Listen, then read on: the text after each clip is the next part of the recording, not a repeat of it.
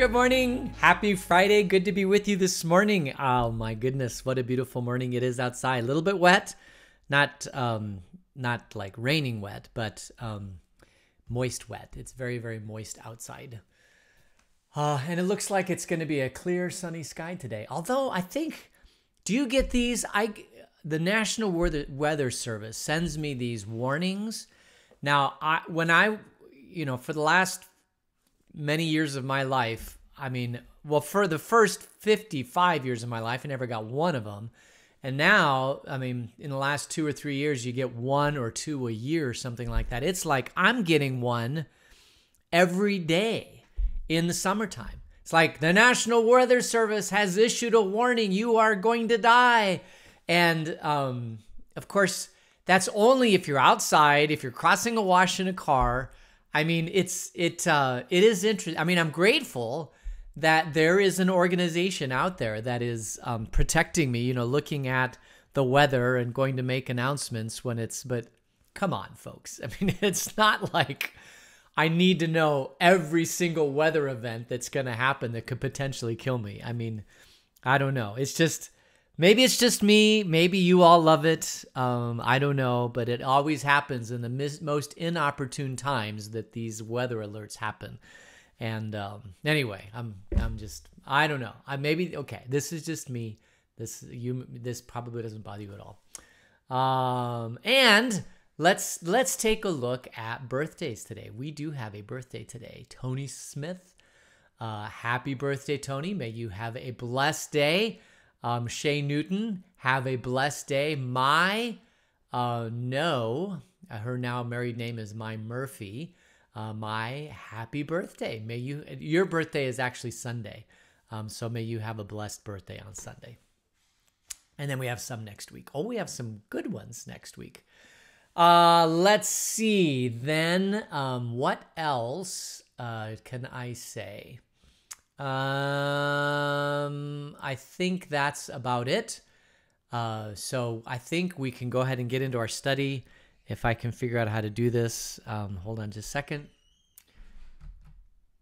We are in episode 54 of our study, Exodus, God's Great Rescue, where we're looking at God and Moses having this discussion on Mount Sinai, and we're trying to figure out, God's trying to tell him all the different things that he should do. And now God's going to go into the discussion about the Ark of the Covenant, which is a fascinating, fascinating thing.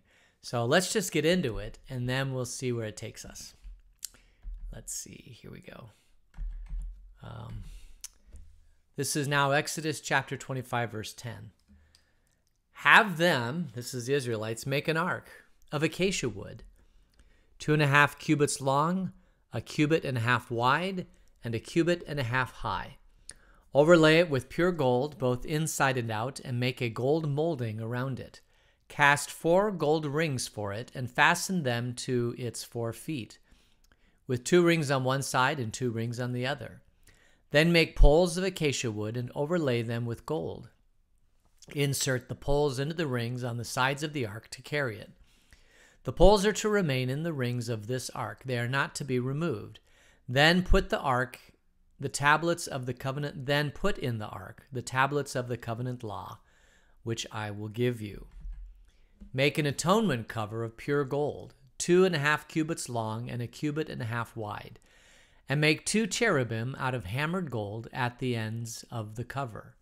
Make 1 cherub on one end, and the second cherub on the other. Make the cherub of one piece with the cover at the 2 ends. The cherubim are to have their wings spread upward, overshadowing the cover with them. The cherubim are to face each other, looking toward the cover. Place the cover on top of the ark and put in the ark the tablets of the covenant law that I will give you. There above the cover, between the 2 cherubim that are over the ark of the covenant law, I will meet you and give you all my commands for the Israelites. All right. So, this, my friends, is a detailed description from God of what he's looking for. He doesn't say, okay, make an ark of the covenant. No, he is commanding them to make out of very specific materials, a very specific design, a very specific shape, and very specifically what is to go into this Ark of the Covenant. This is the Ark of the Covenant. This will contain, we know from earlier in Exodus that it will contain the manna that they, remember, every day they wake up and there's manna and they have these jars of manna. Well, one of those is going to go in here. And then he's saying that also he wants the books, the 10 Commandments, the covenantal law to go in here also. So there is so much to be said about this that we could probably go for a week. But I think I'll break it down into a couple different things. The first thing I want to break it down into is what does it look like? And if you go to different websites, you'll find pictures of what it could look like. It's obviously gold. It's probably 6 feet by 2 feet, maybe 4 feet high or something like that. It has poles of acacia wood in it. Sitting on top of it are 2 cherubim that are facing each other. They're pounded gold. They're beautiful gold. This must be an amazing, amazing ark. And the reason why I say it's probably an amazing ark is because fashioning things out of gold at that time would have been a trade or a craft that the Israelites would have known. Today, we don't have very many craftsmen that do artwork like this. We don't have stonemasons. We don't have, most of the things that we do today are not working with the materials that God gave us, like gold and steel. I mean, there are some artists out there that do work with it still. But this would have been at a time in history where a craftsman would have been able to fashion something out of gold, a material that was readily available to them then, that is not so readily available to us now, that would have probably surpassed any other thing that was ever made. We can't assume that because it was thousands of years ago that it was shoddy work. What we should assume and probably expect is that this would have been made out of a material, a construction material, and a form of which this is the height of their civilization to make. When we lived in Europe, when Christianity moved into Europe, they would build cathedrals, and they built for their time the beauty of what was available at their time frame. Every generation, when called upon to build something to reflect their love for God, uses the material and the style and the shape and the things that they have available to them at that point in time. And that's what they use. Now, remember also that they're a nomadic tribe. They're going to spend 40 days in the wilderness, and this will be their quote-unquote sanctuary. This will be where the presence of God exists. This Ark of the Covenant will contain within it the covenantal law of God, and so the presence of God will be embedded in the Ark of the Covenant. So as they carry this ark and move it around, this becomes their focal point and their heart, their love for God. All of these things will be contained in this Ark of the Covenant. Now, eventually, they move over into Jerusalem and they build the temple, and the temple becomes the place of the holiness of God. And then Jesus comes, and Jesus himself becomes the holiness of God.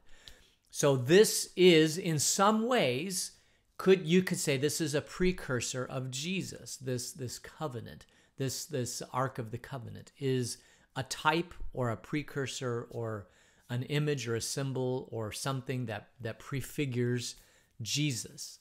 So we could go through this ark and just see what kinds of things are on this ark that prefigure Jesus. Obviously, Jesus came to fulfill the law. The law is in the Ark of the Covenant. There's beauty. There's 2 cherubim. The cherubim will be surrounding Jesus at the end of time on the throne. This is the mercy seat. Also, this becomes the mercy seat. This is where God forgives sins. Everything that God exists in this covenant, or in this Ark of the Covenant. And it is, I would love to see it. I'd like to book my ticket and fly to wherever this thing is and get in line and do the tour of the covenant. But of the Ark of the Covenant, unfortunately, we have no idea where it is. So in the 80s, what movie, when did that movie come out? Probably 80, I don't know, 89 maybe. I'm just going to guess 89. Indiana Jones and the Ark of the Covenant. And Indiana Jones, I can't remember the name of the movie, but it's Indiana Jones, Raiders of the Lost Ark. That's it. The Lost Ark. This is the Lost Ark. And Indiana Jones finds out where the Ark of the Covenant is, and he's going to go and he's going to get it. He's going to rescue it from the Nazis of Germany, because there's so much power in the Ark of the Covenant that if it were ever opened, the angel of death would unleash its angel of death onto the earth. And Indiana Jones does not want this to happen. And so he is going to rescue the Ark of the Covenant so that it does not get into the hands of the wrong people. And of course, it does get into the hands of the wrong people. And yes, they do open it up, but Indiana Jones and his girlfriend or whatever are spared because they don't look at the angel of death. They close their eyes. But everybody else that looks upon the angel of death dies. So there's a whole bunch of things I love about that movie. First of all, that it goes all the way back to the Ark of the Covenant. So when that movie came out, everybody's like, what in the world is this Ark of the Covenant? Well, this is it. This is the Ark of the Covenant. Is the angel of death really in the Ark of the Covenant? Well, probably not. That's a little stretching of what was in the Ark of the Covenant. Could it have been something that the Nazis in Germany would have been looking for? Absolutely. Not necessarily for the power, although perhaps, but probably more likely that if this Ark of the Covenant ever came out and was seen, it would be probably the most incredible archaeological find ever. We talk about Noah's Ark and how wonderful that would be to find Noah's Ark. Well, finding the Ark of the Covenant with all of the beauty and the majesty and the 10 Commandments and the little grain, the manna, the jar of manna, all the different things that go in the Ark of the Covenant, if it were ever found, it would be the most amazing thing ever. I would think that you could almost write a book, a novel, a historical fiction novel talking about where the Ark of the Covenant ended up, like how it got there. Like you could do a whole series of novels that interlace history with the Ark of the Covenant and then where it rests today. But where does it rest today? I guess we could talk about that for a little bit. Where does it rest today? Nobody knows. There are several different places. So I'm actually going to go over to Wikipedia, and we're just going to read a little bit of the Wikipedia to find out exactly where it is, okay?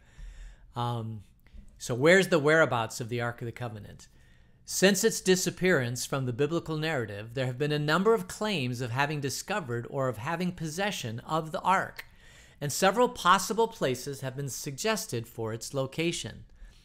2 Maccabees 2, 4-10, written about 100 BC, says that the prophet Jeremiah, being warned by God before the Babylonian invasion, took the ark, the tabernacle, and the altar of incense and buried them in a cave on Mount Nebo, informing those of his followers who wished to find the place that it should remain unknown until the time that God should gather his people again together and receive them unto mercy.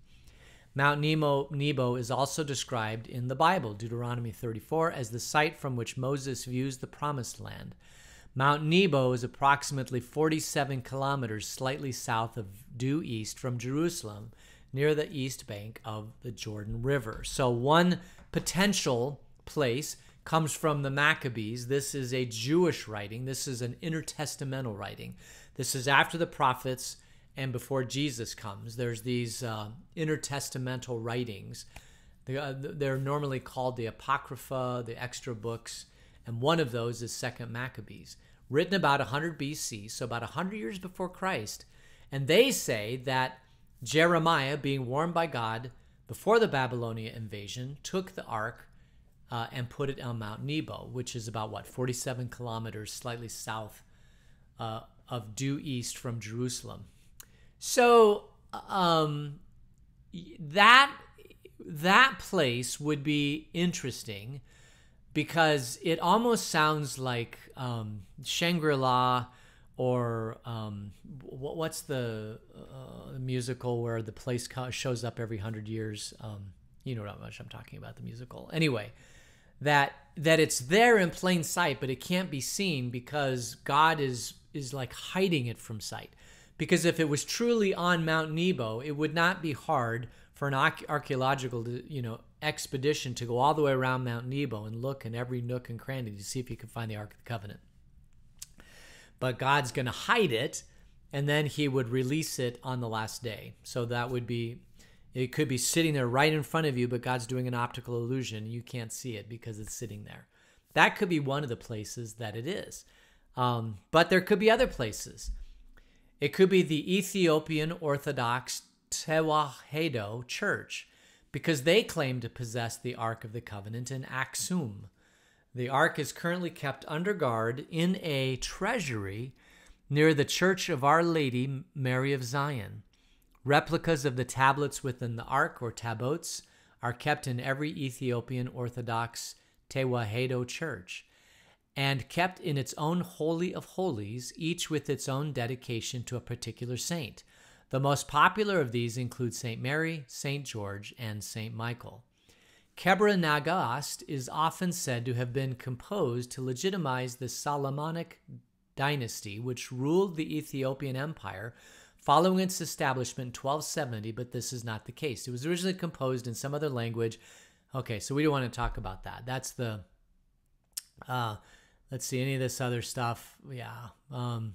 Here we go. On June 25th, 2009, the Patriarch of the Orthodox Church of Ethiopia, Abune Paulos, said he would announce to the world the next day the unveiling of the Ark of the Covenant, which he said had been kept safe and secure in the Church of Aksum, Ethiopia.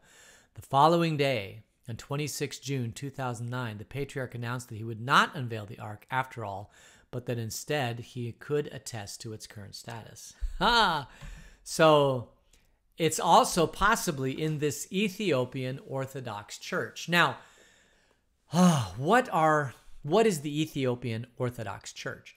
The Ethiopian Church, which is directly under Egypt. Ethiopia is under Egypt and Ethiopia.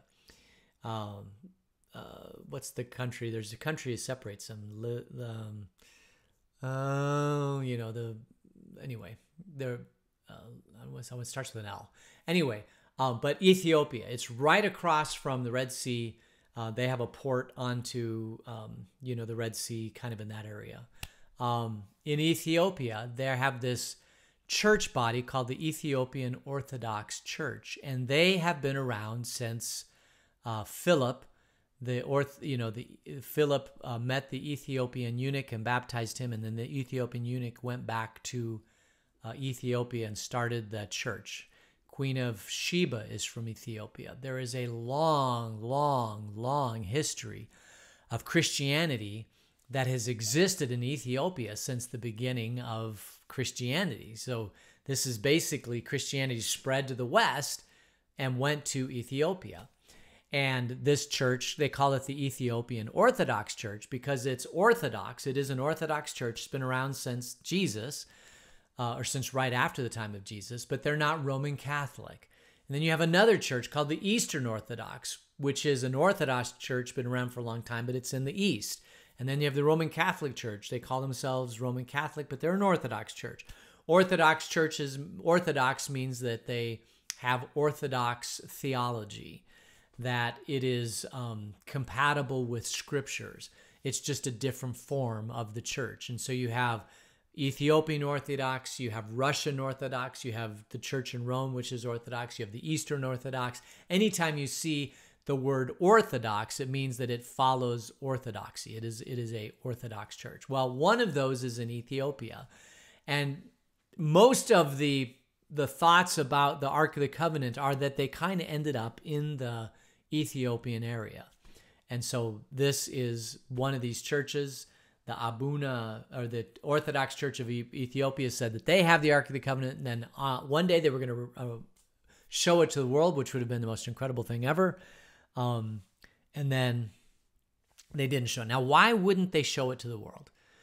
Well, there's two explanations here. One is that it doesn't actually exist in the church, which would be interesting. Or the second one is that as soon as they unleash it to the world or show it to the world would immediately come and try to bomb it. You know, like if you're against Christianity, it'd be a thing great to bomb. Or if you're against Judaism, it'd be a great thing to bomb. Steal it. All those different things you would want to do.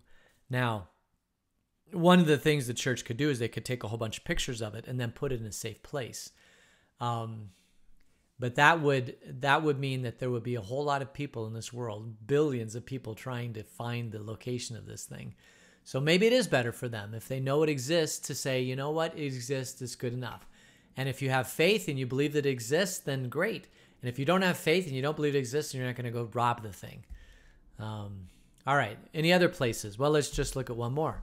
The Lemda people of South Africa and Zimbabwe have claimed that their ancestors carried the Ark south, calling it the Ngoma Lungundu, or Voice of God, eventually hiding it in a deep cave in the Doomgay Mountains, their spiritual home.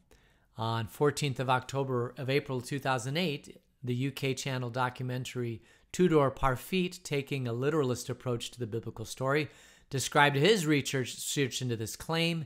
He says that the object described by the Lemda has attributes similar to the Ark, similar size, carried on poles by priests, was not allowed to touch the ground, and was revered as a voice of their God, and was used as a weapon of great power, sweeping the enemies aside.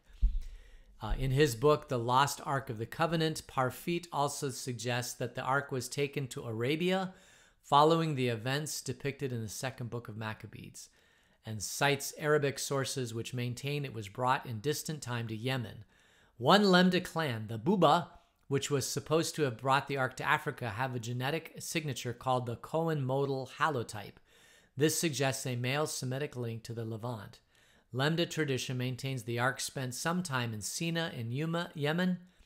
Later, it was taken across the sea to East Africa and may have been taken inland at the time of the Great Zimbabwe Civilization. According to their oral tradition, sometime after the arrival of the Lemda with the Ark, it self-destructed. Using a core from the original, the Lemda priests constructed a new one. This replica, as discovered in a cave by Swedish-German missionary named Harvald von Sickard in the 1940s, and eventually found its way to the Museum of Human Science in Harare.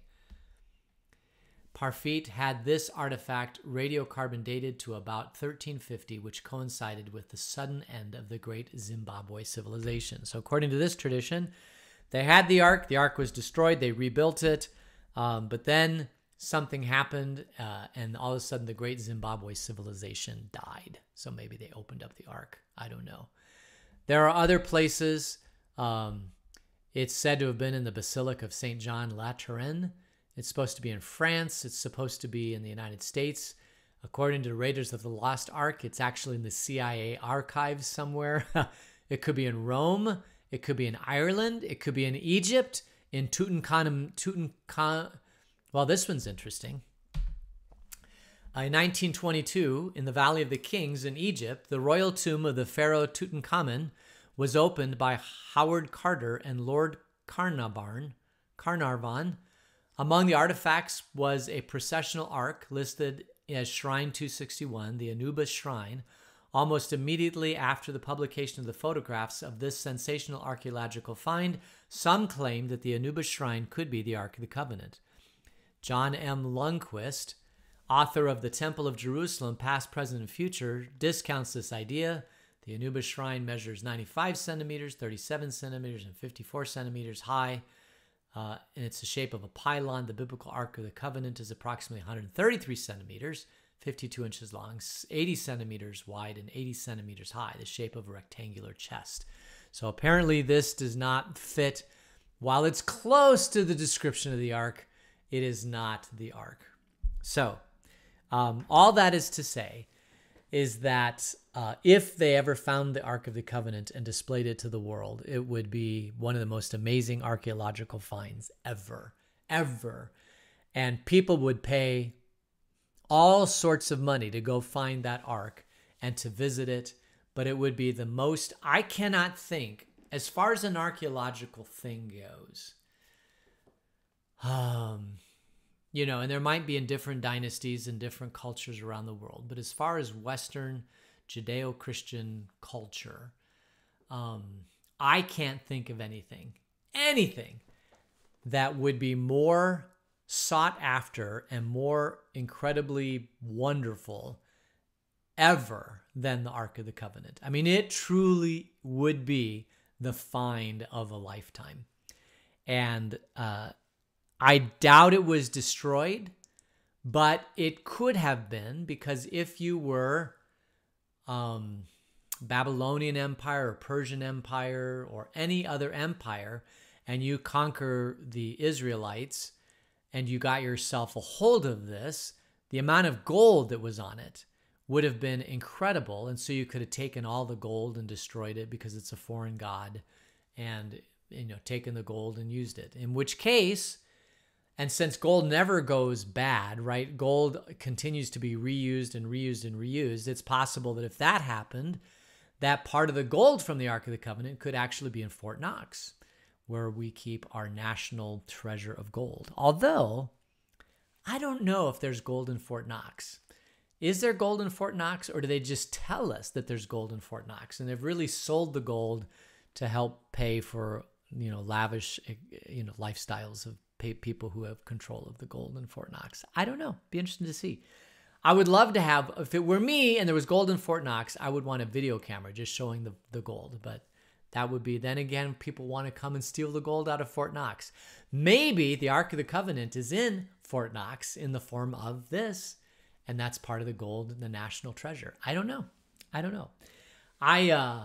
Of all the things that are historical in the Bible, the Ark of the Covenant is probably the one that probably excites me the most. I don't know why, but it just does. And maybe it's because of the movie The Raiders of the Lost Ark. Or maybe it's just because it's just such a cool thing. And if we ever found the Ark of the Covenant, what would we do with it? I don't know. We couldn't open it. We could give it back to the Jewish people because it was theirs to begin with, right? That would be something that would seem the most honorable thing to do. It probably should not. Well, since Jesus Christ is the fulfillment of the Old Testament law and everything about this ark is Jesus, I guess it's probably very appropriate then to have it in possession of the Christian church. So the Ethiopian Orthodox Church is a honorable organization to have the Ark of the Covenant. But, it could also be Europe. It could also be the United States, I suppose. The most powerful country in the world certainly would keep it safe, I think. I don't know. But the most powerful country in the world probably would do something stupid like say, well, we can't keep safe archaeological artifacts for one religion and not all of them. So we're just going to burn it down and take pictures, and that's what we're going to do. I don't know. Anyway, so I think that's enough of the Ark of the Covenant today. Although I'll think about it. Maybe there'll be some more stuff that I'll talk about at our next episode. But let's go ahead and close in prayer. Gracious God, thank you for your presence and the ark. And if it exists still, Lord, or doesn't exist, we thank you for directing people to create it. If it does exist, Lord, keep it safe as you keep us safe until the last day. In Jesus' name, amen. All right, so that's the Ark of the Covenant. Thank you so much for spending that time with me just to talk about it, because I just really get excited about the Ark of the Covenant. And hope you have a great weekend. We'll get together on Monday. And until then, we'll see you later. Take care. Bye.